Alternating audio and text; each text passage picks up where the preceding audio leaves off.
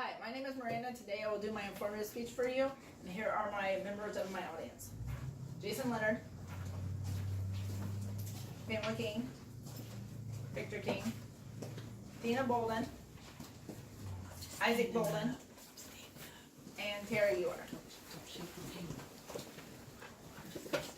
On a cold day, I really like to drink a glass of hot tea. So today I will be telling you that just by drinking a cup of tea, you may reduce your risk of disease and cancer. But hold on, just before you go buy any old tea at the supermarket, you must have a tea that has polyphenols in it. And I'll tell you what polyphenols are in a moment. So to get a better idea about tea, we're going to talk about tea. We'll start with the history of tea.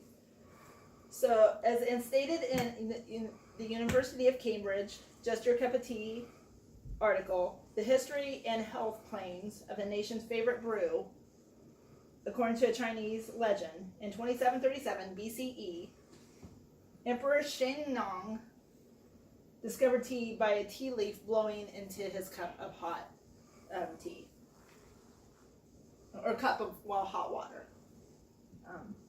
He liked it so much, he was intrigued to research the plant. So he researched it and he found that it had medicinal properties in it. So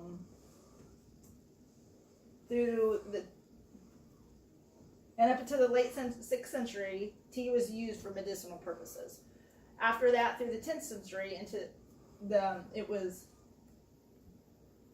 herbs and other plants were added, as substances were added, such as peppermint and onion, and to help with other medicinal properties.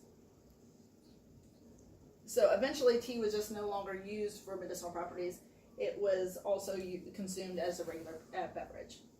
So now we forward to today. There are all kinds of tea, of so-called teas, but which ones are best for you?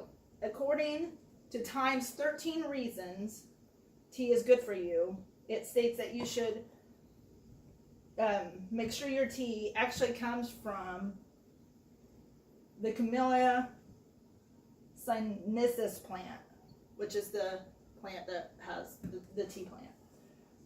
The 4 that come from this plant is black, green.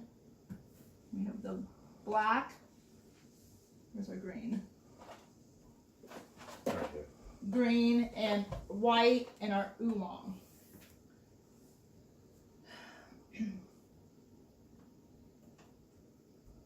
Herbal teas are not technically tea because they come from another plant. They do not come from the Camellia sinensis plant. So these 4 teas have the polyphenols, which is a type of antioxidant. Stated in the tea spot, white tea is the closest thing we will see in the Western Hemisphere to a fresh tea leaf. It is not oxidized. So it promotes the most medicinal properties. And 20% of the white tea leaf is made of catechins, which is an antioxidant, which has been proven to lower blood pressure. Dried green tea, the green tea, is made of 15 to 20% of antioxidants. The tea's catechins have been found to inhibit cancer growth and has been proven to lower cholesterol. Oolong tea, our oolong tea right here, is between the green and black tea. It has both black and green tea health benefits. Oolong is recommended for weight loss and is also effective in helping to improve symptoms with weak kidneys.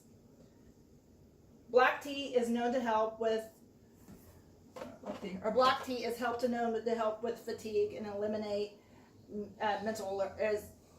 to stimulate mental alertness. It is also known for its antiviral and antibacterial properties.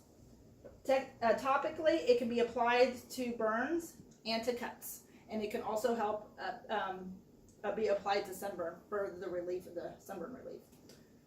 Herbal teas do not have the same health properties as black, oolong, white, and green tea have, but they can still be beneficial because of the herbs put into them. Teas come in caffeine and non-caffeine but they can also be a great way to keep hydrated. Though some have caffeine. Now that you know about which teas are most healthy for you, would you like to partake in a cup of tea? Thank you for listening to my speech today.